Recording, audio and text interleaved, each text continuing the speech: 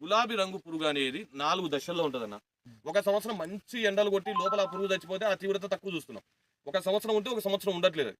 కానీ దీనికి మనం ఏందంటే ఫస్టే రైతు కంట్రోల్ చేసుకోవాలంటే మన పొలంలో లింగాకర్షణ బుట్టలు అనేది పెట్టుకోవాలి.